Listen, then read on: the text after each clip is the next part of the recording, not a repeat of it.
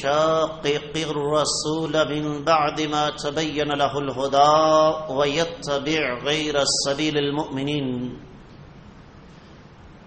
نوله ما تولى ونصله جهنم وساءت مصيرا۔ عزیزان ملت، بزرگان گرامی،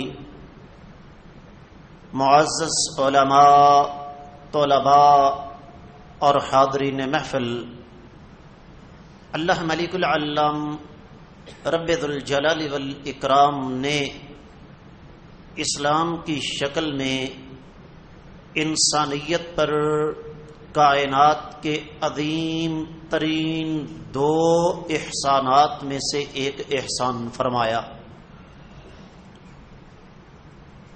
امت مسلمہ کی یہ بدقسمتی کہیں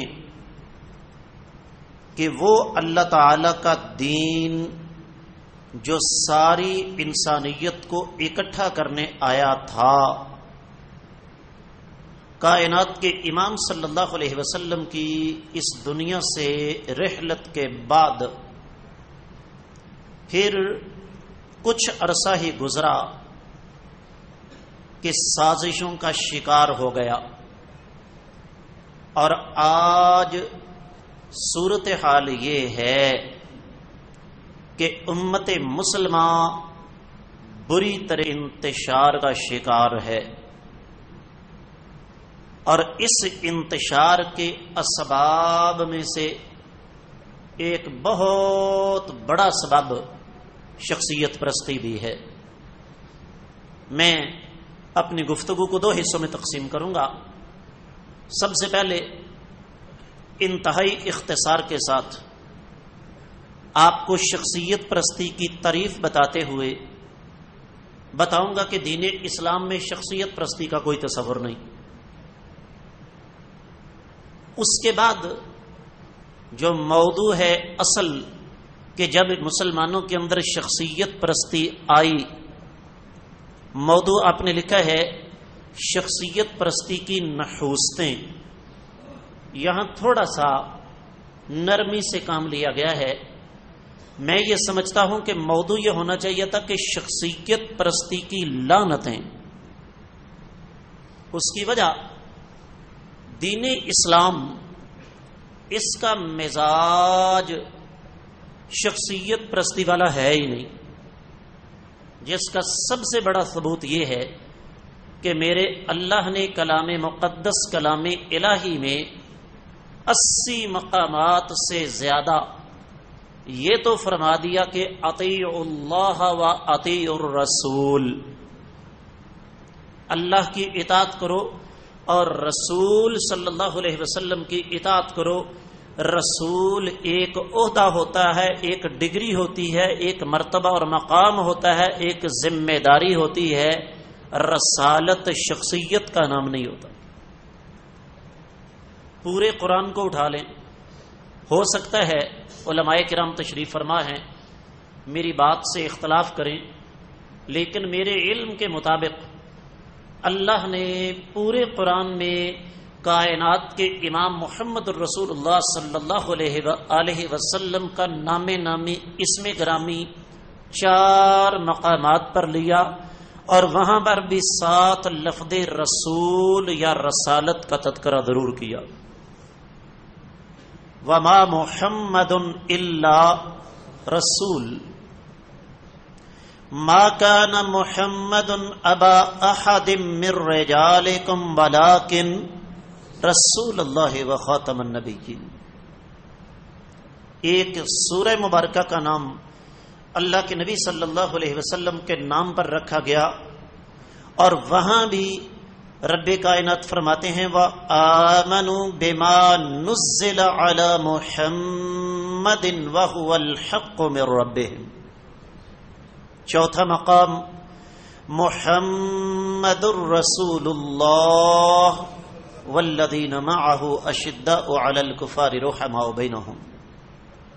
انسان ہوں غلطی لگ سکتی ہے، لیکن میرے علم کے مطابق قرآن میں کسی 5ویں جگہ پر آقا علیہ السلام کا نام نامی اس میں گرامی نہیں اللہ نے لیا۔ اس کے مقابلے میں آپ قرآن مجید شروع سے لے کر آخر تک پڑھیں، پڑھا بھی ہوگا، پڑھتے بھی ہیں، پورا قرآن کئی دفعہ دوست احباب نے اس ماہ سیام میں مکمل کیا ہوگا۔ جگہ جگہ اللہ نے لفظ النبی استعمال کیا، الرسول استعمال کیا، کس لیے؟ مجھے اور آپ کو بتانے کے لیے کہ تم نے اتباع اور پیروی کرنی ہے رسول صلی اللہ علیہ وسلم کی۔ یہی وجہ ہے کہ آج کچھ بدبخت صوفی نبی کریم صلی اللہ علیہ وسلم کی نبوت سے پہلے کی جو زندگی ہے اس کی آڑ لے کر اپنے خود ساختہ دین کو، یاد رکھیے کہ ایک تصوف، اس کو اگر آپ مسلمانوں کے اندر کوئی فرقہ تصور کرتے ہیں تو آپ غلط ہیں، یہ ایک الگ اور مستقل موضوع ہے۔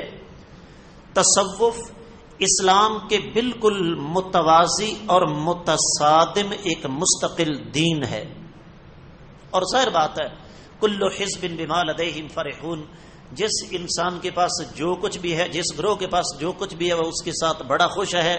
جب انسان کسی بھی راستے پر چلے اس کے لیے دلائل وہ گھڑی لیتا ہے، کہتے ہیں جی آپ ہمیں رہبانیت سے، گوشہ نشینی سے منع کرتے ہیں کہ آقا علیہ الصلوۃ والسلام نبوت ملنے سے پہلے جناب غار حرا کے اندر نہیں جایا کرتے تھے۔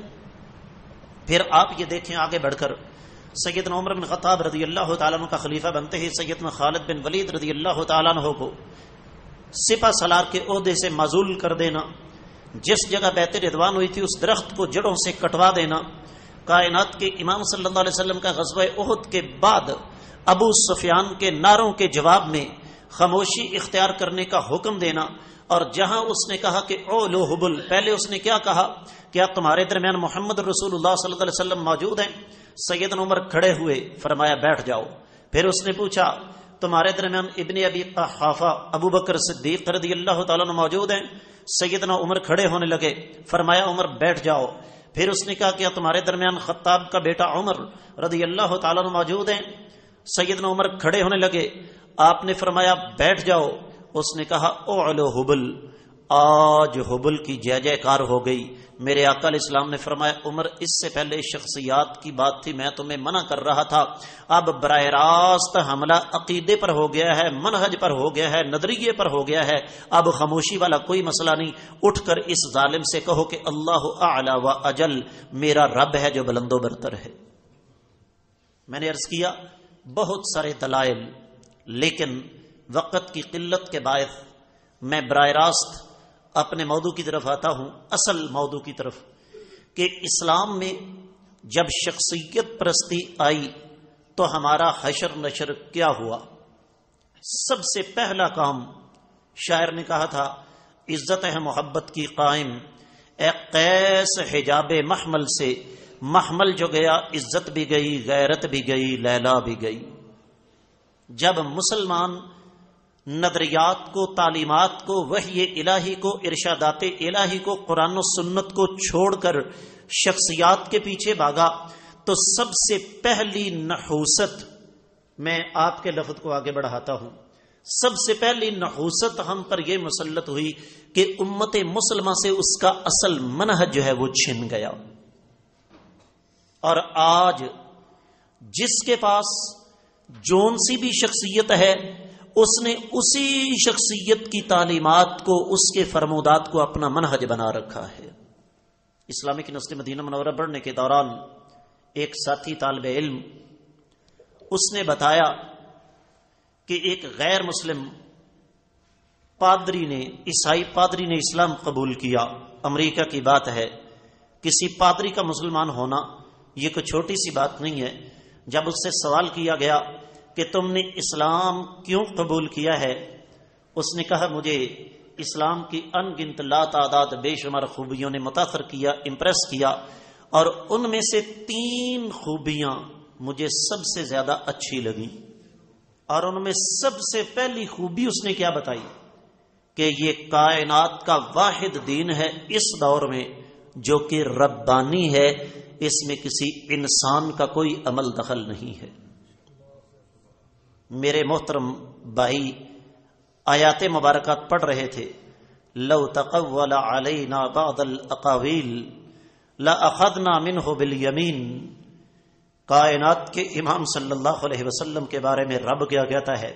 جن کے اشارے پر چاند دو ٹکڑے ہو جائے، جو آسمان کی طرف نگاہ اٹھائیں اللہ تعالیٰ قبلے کو تبدیل کر دے، جن کے دروازے پر فرشتوں کا سردار آ کر اذن بادیابی طلب کرنے کے لیے پہروں کھڑا رہے، ان کے بارے میں قرآن یہ کہے کہ اگر میرے نبی صلی اللہ علیہ وسلم اپنی طرف سے کوئی بات بنا کر ہماری طرف منسوب کر دیتے، ہم اپنے نبی کا دایاں ہاتھ پکڑ لیتے.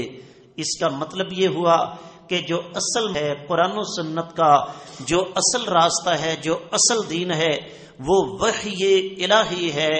آج ہماری بدقسمتی کہہ لیں کہ ہم شخصیت پرستی کی بھول بھلیوں میں الجھ کر اپنے منہج کو فراموش کر چکے ہیں. آج صورتحال یہ ہے، ہم قرآن کو بھی لیتے ہیں تو شخصیات کے مطابق، آقا علیہ الصلوۃ والسلام کی احادیث کو بھی لیتے ہیں تو ہماری پسندیدہ شخصیات جو کچھ کہہ رہی ہیں ہم ان کے مطابق چلتے. سب سے پہلی نحوست، منہج چھن گیا. میں اپنے ان بھائیوں کو جانتا ہوں جو آج مفتی کے عہدے پر فائز ہیں، چونکہ موضوع شخصیت پرستی کی نحوستیں ہیں. نام میں کسی شخصیت کا نہیں لوں گا، سمجھدار لوگ تشریف فرما ہیں. پاکستانی قوم ویسے ہی ماشاءاللہ بڑی ذہین ہے، اشاروں کو سمجھتی ہے.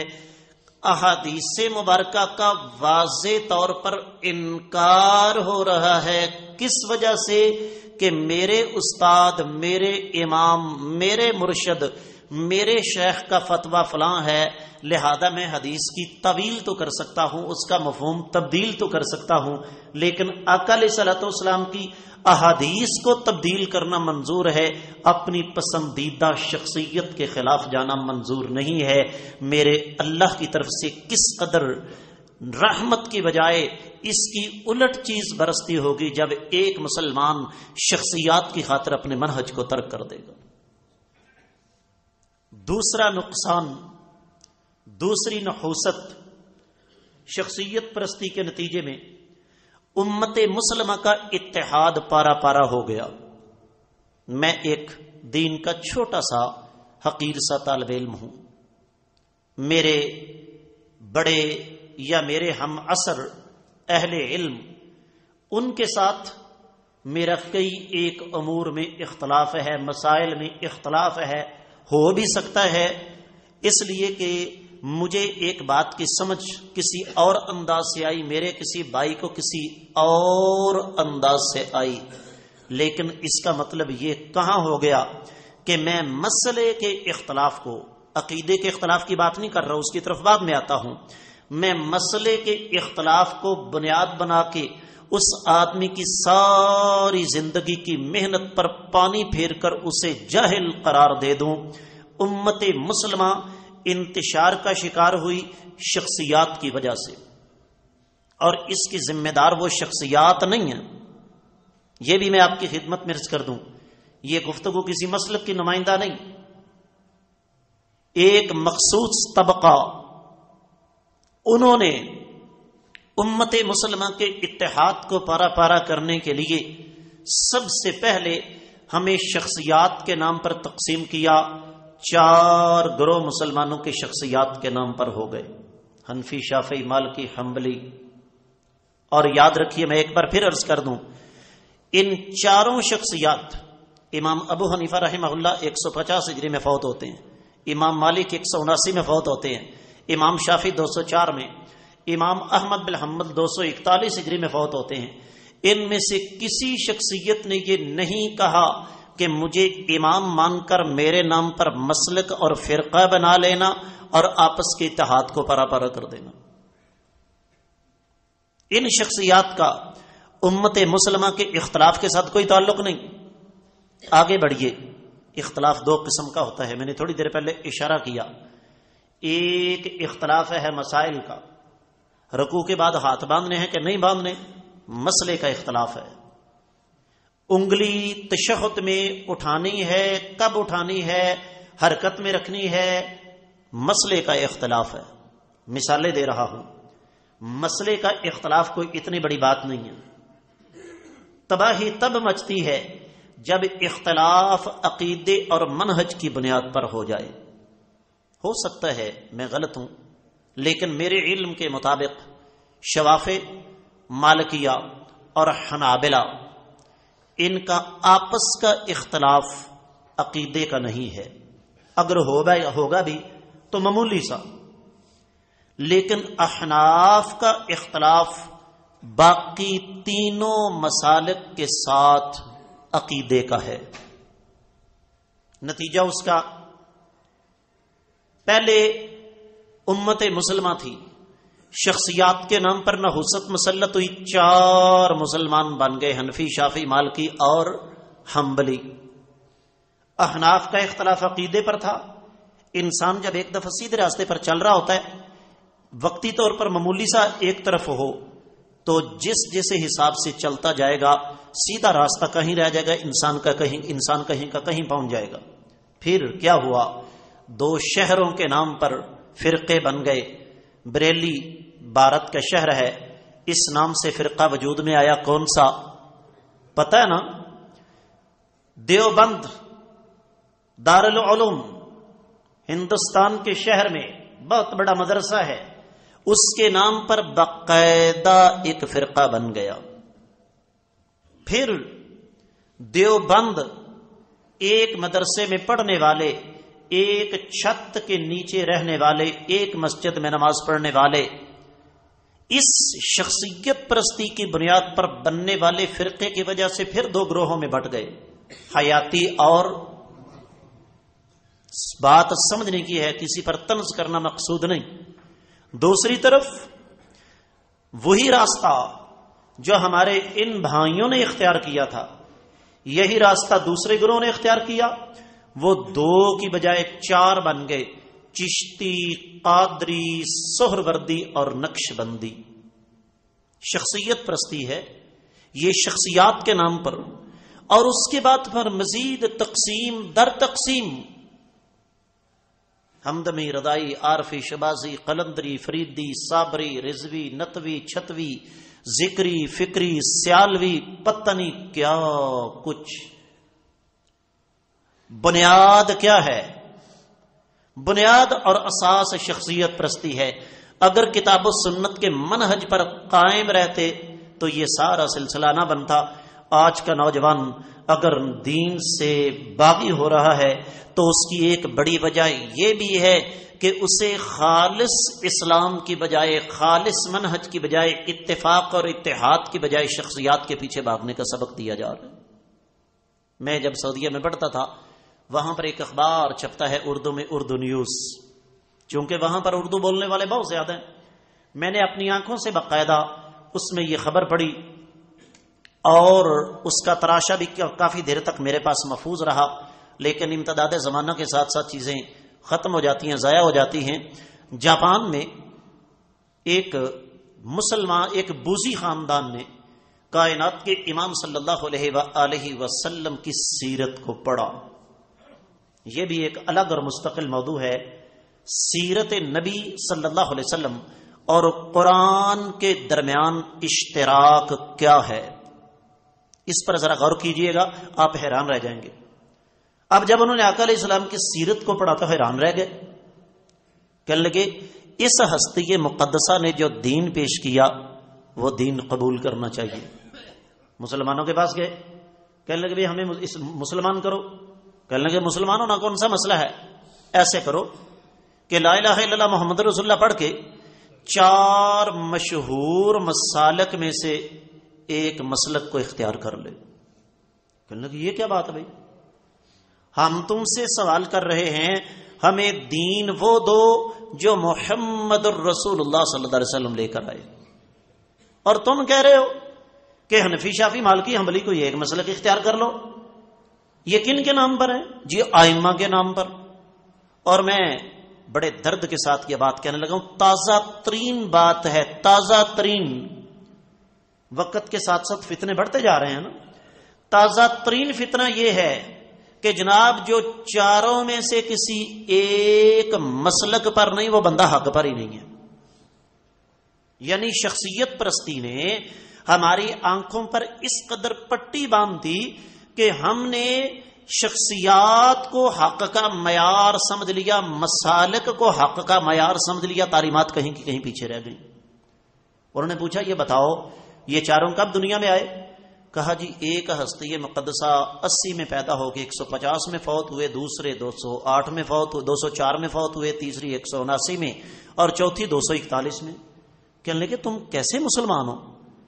ہم تم سے دین مانگ رہے ہیں محمد الرسول اللہ صلی اللہ علیہ وسلم والا. الزام ہم حدیث کے طلباء پر کہ تم حدیثیں پیش کرتے ہو. امام بخاری 256 ہجری میں فوت ہوئے، احادیث اتنے 100 سال کے بعد جمع ہوئی، جبکہ اپنی صورتحال یہ ہے کہ جن مسالک کی بنیاد پر امت مسلمہ کو انتشار کا شکار کیا جائے غیر مسلم اس سے متنفر ہیں. کہنے لگے ایسا کرو، اگر محمد صلی اللہ علیہ وسلم کا دین نہیں دے سکتے تو ہمیں پھر سیرت کی کتاب میں ہم نے پڑھا کہ ان کے ساتھیوں میں ابو بکر، عمر، عثمان، علی رضی اللہ تعالیٰ عنہ مجمعین تھے. ایسے کرو ہمیں ان کا دین ہی دے دو. کہنے لگے چاروں میں سے ایک لازمی ہے. انہوں نے کہا ہم ایسے اسلام کو قبول کرنے کے لیے تیار. تیسری نحوست، توحید کے بغیر،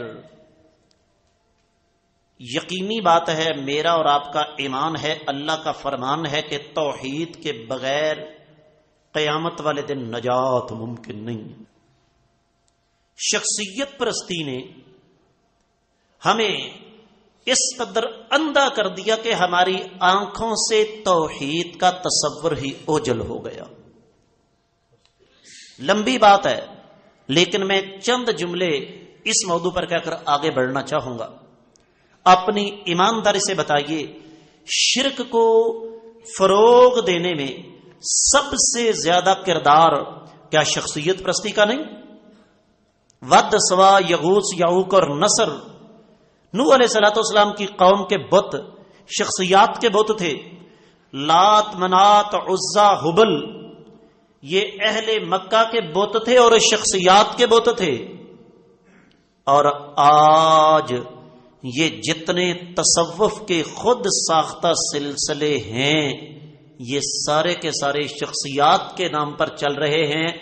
فرق صرف ناموں کا ہے. وہ ظالم بھی شرک کے راستے پر چلے، شخصیات کی اندھی عقیدت میں عقیدہ توحید انہوں نے چھوڑ دیا. یہاں بھی آج یہی صورتحال ہے کہ ہم نے شخصیات کے پیچھے چل کے عقیدہ توحید کو نظر انداز کر دیا. چلے لوگ جہاں دے پلے پھر دے سب، سامنے دیکھ کے پیر نو پھر بھی پوچھ دے رب. یہ صرف میں نے کہا نا چلتے چلتے مثالیں آپ کو دے رہا ہوں اس لیے کہ وقت محدود ہے، میں نے محدود لمحات کے اندر اپنی بات کو سمیٹنا ہے. آگے بڑھیے. مسلمان کے لیے دنیا اور آخرت کی کامیابی صحیح منہج، عقیدہ توحید اور اس کے بعد اتباع سنت میں ہے. اپنی ایمانداری سے بتائیے کیا ہم نے شخصیت پرستی کی بھول بلیوں میں الجھ کر کائنات کے امام صلی اللہ علیہ وسلم کی اتباع کو فراموش کیا ہے کہ نہیں کیا ہے؟ یہاں میں سب کی بات کروں گا. اگر ایک آدمی اٹھ کر یہ کہتا ہے کہ جناب یہ حدیث صحیح ہے لیکن چونکہ میں فلاں امام کا ماننے والا ہوں لہذا میں اس کو نہیں مانتا. مدارس میں سال ہر سال ہمیں یہ پڑھایا گیا، وہ تو ہو گیا دوزخی. اور اگر آج کے دور کا کوئی مفتی، کوئی عالم کائنات کے امام صلی اللہ علیہ وآلہ وسلم کو سمجھنے کے باوجود، آپ کی احادیث کو پڑھنے کے باوجود یہ کہتا ہے کہ جناب حدیث تو صحیح ہے لیکن چونکہ میرے استاد کا فتویٰ اس کے خلاف ہے، چونکہ میرے شیخ کا فتویٰ اس کے خلاف ہے، میں اس کو نہیں مانتا۔ چلتے چلتے میں ایک اور چیز آپ کو سمجھا دوں۔ انکار حدیث صرف یہی نہیں کہ حدیث اتنے 100 سال کے بعد جمع ہوئی ہیں، انکار حدیث کی ایسی عجیب و غریب شکلیں ہیں کہ ہمارے مسلمانوں کو پتہ ہی نہیں۔ مثال کے طور پر کون سا مہینہ چل رہا ہے جی؟ رمضان۔ اس مسجد میں اللہ تعالیٰ اس کو قیامت تک شاد و آباد رکھے، اس مسجد میں روزہ کھولنے کے لیے آپ کیا کرتے ہیں؟ روزہ کھولنے کے لیے دعا مانگی جاتی ہے۔ روزہ کب کھلتا ہے؟ جب اذان ہوتی ہے۔ ابھی تک ہمارے ہاں یہ کلچر موجود ہے، سب سے پہلے سپیکر کھولا، روزے دارو روزہ افطار کر لو، اس کے بعد کھانے پینے کا دور چلا، پھر 5 7 10 منٹ ٹھہر کے اذان کہی اور اذان کے ساتھ ہی جماعت کھڑی کر دی۔ پتہ ہے آپ کو یہ کیا سازش ہے؟ بولا مسلمان ہے، یہ اصل میں کائنات کے امام صلی اللہ علیہ وسلم کی حدیث کے خلاف ایک محاذ قائم کیا گیا ہے۔ صحیح بخاری کی حدیث، صلو قبل المغرب، صلو قبل المغرب، تیسری دفعہ فرمایا لمن شاء کراہیتا ان یتخذہ الناس سنہ او کما جاء فی الحدیث۔ آقا علیہ السلام نے فرمایا مغرب کی اذان اور جماعت کے درمیان 2 سنتیں پڑھو، پھر فرمایا مغرب کی اذان اور جماعت کے درمیان 2 سنتیں پڑھو، تیسری دفعہ فرمایا جس کا جی چاہے وہ پڑھ لے۔ یہ کہنا منظور ہے کہ روزے دارو روزے افطار کر لو، حدیث کے مطابق سپیکر کھول کر اذان نہیں کہنی، کہیں حدیث کے مطابق عمل نہ ہو جائے۔ پھر اسی طریقے سے آپ دیکھیں، ہم نے دیکھا اپنی آنکھوں سے، میرے آقا علیہ الصلوۃ والسلام کا عمل بھی ہے، فرمان بھی ہے۔ رب کائنات سب کو حج کی سعادت نصیب فرمائے، اللہ تعالیٰ سب کو زیارت حرمین شریفین سے استفادہ کرنے کا موقع نصیب فرمائے۔ 9 ذی الحجہ کو میدان عرفات میں ظہر اور عصر ایک اذان اور 2 اقامت کے ساتھ پڑھنا سنت ہے، قصر کر کے پڑھنا سنت ہے، جمع کر کے پڑھنا سنت ہے۔ دوبارہ سنیے، 9 تاریخ کو عرفات کا میدان، وہاں پر ظہر اور عصر ایک اذان اور 2 اقامت کے ساتھ پڑھنی ہے، جمع کر کے پڑھنی ہے اور قصر کر کے پڑھنی ہے۔ ہم نے اپنی آنکھوں سے دیکھا، کتابوں کے اندر فتوے تحریر ہیں کہ جناب آپ نے عرفات کے میدان میں ظہر بھی پوری پڑھنی ہے، عصر بھی پوری پڑھنی ہے، ظہر اپنے وقت پر پڑھنی ہے، عصر اپنے وقت پر پڑھنی ہے۔ وہ جو امام صاحب آتے ہیں وہ الریاض سے آتے ہیں، وہ مسافر ہوتے ہیں، آپ مقیم ہیں، آپ نے نماز قصر کر کے جمع کر کے نہیں پڑھنی۔ کس لیے؟ اصل میں شاعر یہاں یہ بتانا چاہتا ہے کہ ہم نے حدیث کے خلاف محاذ قائم کر رکھا ہے، کیونکہ شخصیت کی بنیاد پر ہمارا جو مسلک ہے اس میں عرفات کے میدان میں ظہر اور عصر کو جمع نہیں کیا جاتا۔ ہم حدیث کی مخالفت تو کر لیں گے، شخصیت کے نام پر بننے والے اپنے مسلک کو کبھی نہیں چھوڑیں گے۔ پھر میرے آقا علیہ السلام کی حدیث ہے، لا نکاح الا بولی، ولی کے بغیر نکاح، فتوے آ گئے، کوئی شرط نہیں۔ کس لیے؟ دشمنی حدیث کے ساتھ ہے۔ پھر حلالہ کے نام پر عزت اور غیرت کی، عفت اور پاک دامنی کی جو دھجیاں اڑائی جاتی ہیں، اس کے پیچھے اصل میں کون سا جذبہ کار فرما ہے؟ حدیث مبارکہ کی مخالفت کا۔ اس کا مطلب کیا ہوا کہ شخصیت پرستی کی جو 5ویں لعنت ہم پر مسلط ہوئی، سخت لفظ استعمال کر رہا ہوں لیکن ہے یہ حقیقت، وہ کیا ہے کہ امت مسلمہ سے اتباع سنت کے جذبے کو بتدریج چھینا گیا اور آج بھی چھینا جا رہا ہے۔ آگے چلیے، جب انسان نظریات کو، تعلیمات کو، ارشادات کو، وحی کو چھوڑتا ہے، شخصیت پرستی گروہ میں اندھا ہوتا ہے، تو اگلی نحوست مسلط ہوتی ہے. کیا؟ میرے آقا علیہ الصلوۃ والسلام کا فرمان ہے من لم یرحم صغیرنا ولم یعقر کبیرنا فلیس منا. جو چھوٹوں سے محبت نہیں کرتا، بڑوں کی عزت نہیں کرتا، وہ ہم میں سے نہیں ہے. کیا خیال ہے جی؟ مرزا غلام احمد قادیانی کے لعنتی ہونے کے بارے میں کسی کو شبہ ہے؟ پکی بات ہے نا. جاؤ مولانا ثناء اللہ امرسری رحمت اللہ علیہ، مولانا ابراہیم میر سیالکوٹی رحمت اللہ علیہ، یہ ہمارے اسلاف ہیں، ان کی تحریریں پڑھ کے دیکھ لو. ہر جگہ انہوں نے مرزے کو مرزا صاحب لکھا ہے. 3 شخصیات ہیں، میں نام نہیں لیتا، ایک کا نام لوں گا. تینوں دنیا سے جا چکی ہیں. ایک صاحب تھے، دین کی طرف منسوب تھے، پرانی بات ہے، اور دین کی طرف منسوب ہونے کے ساتھ ساتھ ان کا ایک خاص لقب تھا. تو کیا ہوا، ایک مولانا نے اس آدمی کے آگے صاحب بول دیا یا لکھ دیا. آگا شورش کشمیری کو بڑا غصہ آیا. کہتے ہیں مولانا آپ اس بدبخت لعنتی کو صاحب بولتے ہیں. کہنے لگے اس کی غلط کاریوں کی وجہ سے میں اپنے والدین کی تربیت کو نظر انداز نہیں کر سکتا. یہ میں نے 2-3 مثالیں آپ کو کیوں دی؟ ہائے ہائے کیا کہوں. حدیث گڑی گئی اپنی طرف سے. کیا؟ سیکون فی امتی رجل اسمہ محمد ابن ادریس. میری امت میں ایک شخص پیدا ہوگا جس کا نام محمد بن ادریس ہوگا، امام شافعی رحمت اللہ علیہ. اور اگلے الفاظ کیا ہیں کہ جی امت کو اس طرح نقصان پہنچائے گا کہ گویا ابلیس نے بھی نہیں پہنچایا ہوگا.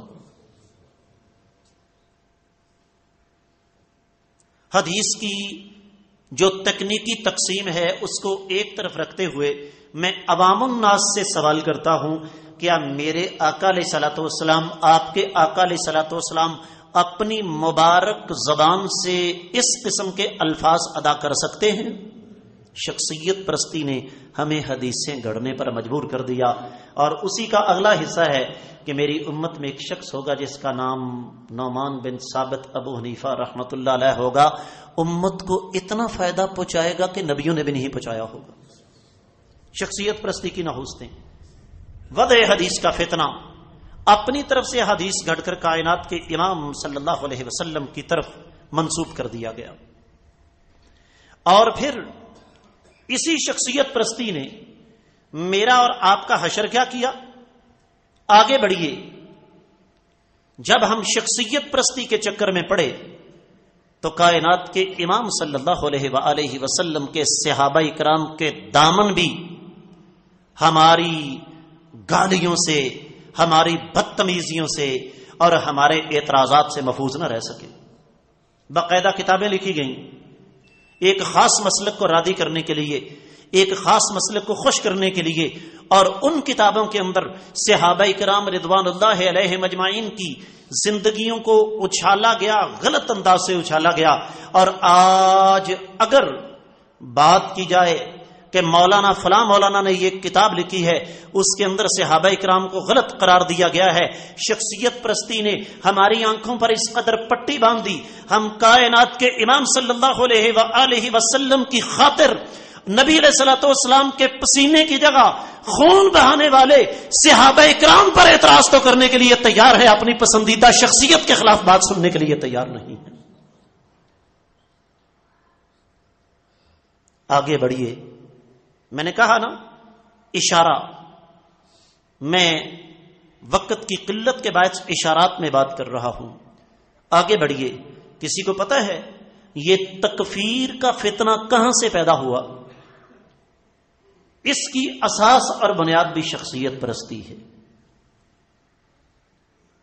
الحمدللہ ثم الحمدللہ، اللہ کا شکر ادا کرنا چاہیے. اللہ کے فضل کے بعد وطن عزیز پاکستان کے محافظوں کی بے پناہ قربانیوں کی وجہ سے رب کائنات نے اس ملک کو محفوظ رکھا.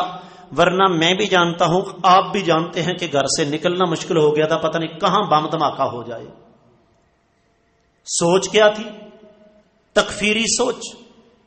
کیا فوج کافر، پولیس کافر، حکومت کافر، تمام سرکاری افسران کافر، حکومت کے ساتھ تعاون کرنے والا ہر بندہ کافر اور میں اکیلا؟ جانتے ہیں نا سب، اس کی اساس اور بنیاد بھی شخصیت پرستی ہے کہ میری پسندیدہ شخصیت نے کہہ دیا فلاں کافر ہے، اس کو مارنا جائز ہے۔ نتیجہ ہائے ہائے کیا کہوں، 40 کلومیٹر دور یہودی بیٹھا ہوا وہ قابل برداشت ہے، 4000 کلومیٹر دور بیٹھا ہوا پاکستان کا مسلمان قابل برداشت نہیں۔ اور پھر اسی طریقے سے جب ہم اس نحوستوں کے سلسلے کو پڑھتے ہوئے مزید آگے بڑھتے ہیں تو ہمیں یہ پتہ چلتا ہے کہ اسی شخصیت پرستی نے ہمیں ایک اور لعنت دی۔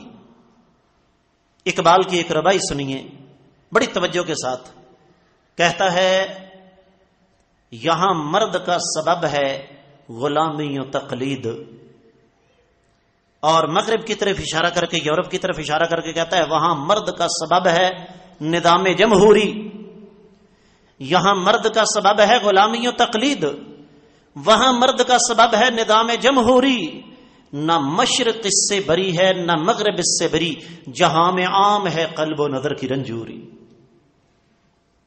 یہ جو ڈیموکریٹک پالیٹکس ہے، جمہوری سیاست ہے، کسی کو پتہ ہے کہ اس کی اساس اور بنیاد ہی شخصیت پرستی ہے۔ اور سن لیجئے، اسلام کا مزاج کسی دور میں بھی جمہوری نہیں رہا۔ میں کسی تنظیم کی بات نہیں کرتا، کسی جماعت کی بات نہیں کرتا، اس لیے کہ میرے نزدیک سارے ہی قابل احترام ہیں۔ عرش والا رب اس بات پر گواہ ہے، میں 50 کلومیٹر سفر کر کے سیالکوٹ سے یہاں تربیت اور اصلاح کے لیے آیا ہوں، کسی پر طنز کرنا مقصود نہیں ہے۔ جماعت مذہبی ہو، جماعت سیاسی ہو، اس کی بنیاد کس پر ہے جی؟ شخصیت پر۔ اور اگر میرے بھائی محسوس نہ کرے تو میں یہاں تھوڑی سی دوسری طرف کی مثال دینا چاہتا ہوں۔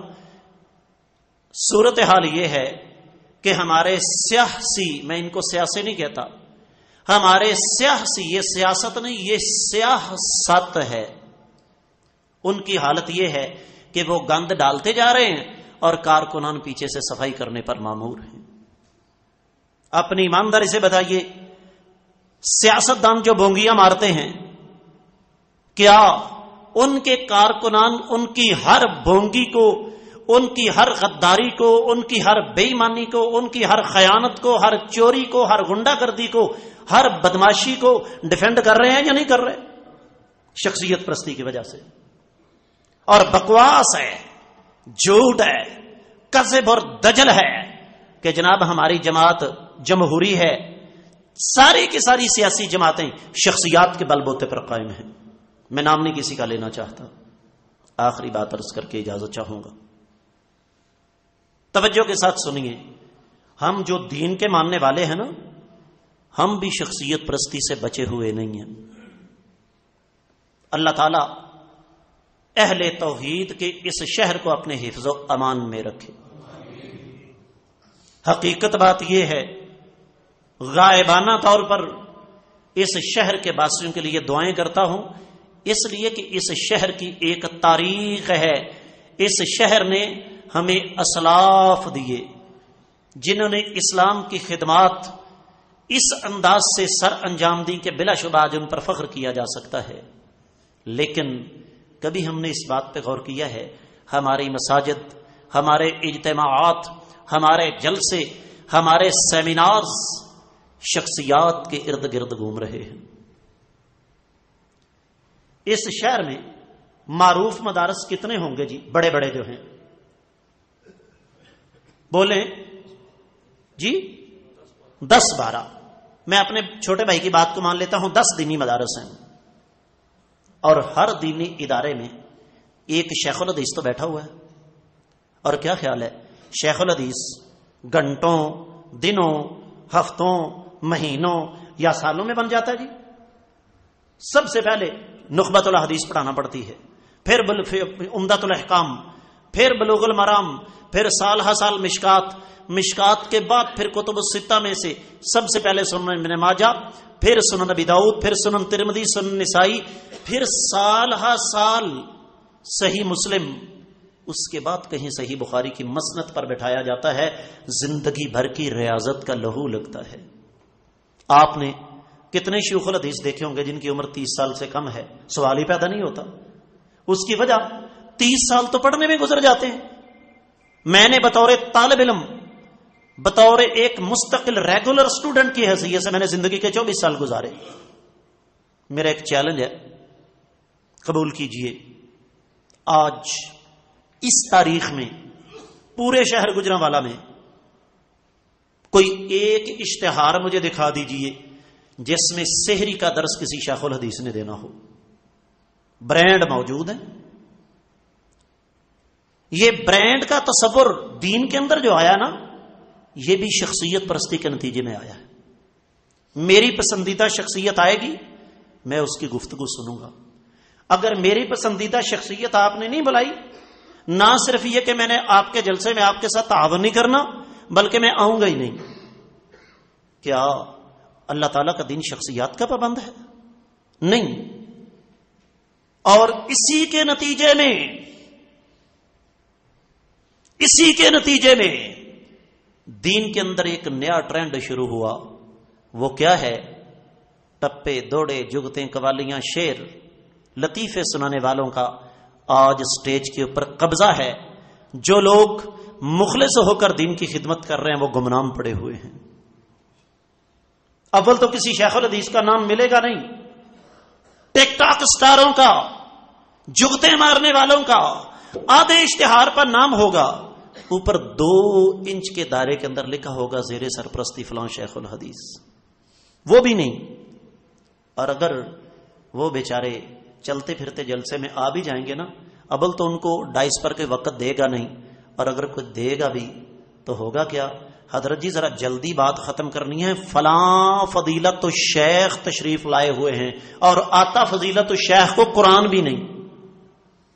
دنیا کو کوئی موضوع دے دے کہ جی حضرت آپ ذرا گفتگو کیجئے، مثال کے طور پر وراثت کی اہمیت، وہ کیا فرمائیں گے؟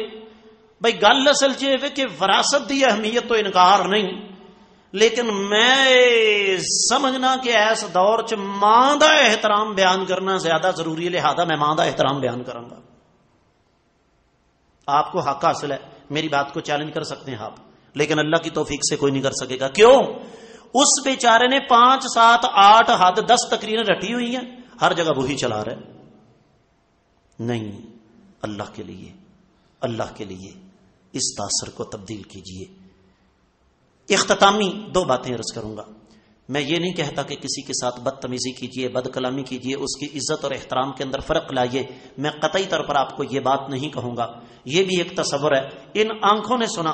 میرے استاد محترم رب کائنات کروٹ کروٹ جنت نصیب فرمائے، حافظ ثناء اللہ مدنی رحمت اللہ علیہ رحمتاً واسعہ واسکنہ فی فسیح الجنہ۔ یقین جانیے صدیوں کے بعد ایسے محدث پیدا ہوتے ہیں، صحیح بخاری ان سے پڑھی ہے، اور یہ وہ شخصیت ہیں جن کو بزنس کلاس کا ٹکٹ بیچ کر اور ریاض سے باقاعدہ بلایا جاتا تھا صرف 3 گھنٹوں کے لیے آ کر ہمیں حدیث پڑھا دیں۔ ایک صاحب اٹھے کہنے لگے، ہاں مولوی پتہ ہے میں نے جڑا سر حالید ہے۔ استاد محترم کا پچھلا گاؤں قصور کا ایک چھوٹا سا پنڈ سرحالی کلاں تھا، او پتہ ہے وہ جڑا سر حالید مولوی ہے۔ یہ ہمارا احترام ہے۔ کیوں؟ اس لیے کہ ہمیں کسی نے سکھایا نہیں۔ اس کے مقابلے میں اشتہارات پڑھ کر دیکھ لیں، جن کو قرآن نہیں پڑھنا آتا ان کے ناموں کے پیچھے لمبے چوڑے القابات لکھے ہوں گے۔ یہ آیت کیا پڑھی تھی؟ وَمَن يُشَاقِقِ الرَّسُولَ مِن بَعْدِ مَا تَبَيَّنَ لَهُ الْهُدَىٰ وَيَتَّبِعْ غَيْرَ سَبِيلِ الْمُؤْمِنِينَ نُوَلِّهِ مَا تَوَلَّىٰ وَنُصْلِهِ جَهَنَّمَ وَسَاءَتْ مَصِيرًا۔ جو رسول صلی اللہ علیہ وسلم کی نافرمانی کرے اور ایمان والوں کے راستے کو ترک کر دے، میرے اللہ نے ایمان والے کے راستے کا نام نہیں لیا، ایمان والوں کے، اس لیے کہ یہ اجماع کا مسئلہ ایک بالکل اس کی شرعی حیثیت ہے۔ کسی ایک شخصیت کے پیچھے نہیں چلنا، نہ ہم نے بدتمیزی کرنی ہے، کسی کے احترام میں فرق بھی نہیں ڈالنا، اور شخصیت کو حرف آخر سمجھ کر اندھا دھند اس کے پیچھے بھی نہیں چلنا۔ ورنہ یہی نحوستیں ہمارا مقدر ہوں گی جن کا میں نے تذکرہ کیا ہے۔ اللہ کی بارگاہ میں دعا ہے رب کا شخصیت پرستی سے بچ کر نظریات، ارشادات اور تعلیمات اور وحی کے پیچھے چلنے کی توفیق عطا فرمائے۔ جو کچھ میں نے عرض کیا اس میں کوئی بہتری ہے تو اللہ کی طرف سے ہے، کوئی خامی ہے تو میرے اور شیطان کی طرف سے ہے۔ اللہ تعالی ہماری کمیوں کوتاہیوں کو معاف فرمائے۔ اقول قولی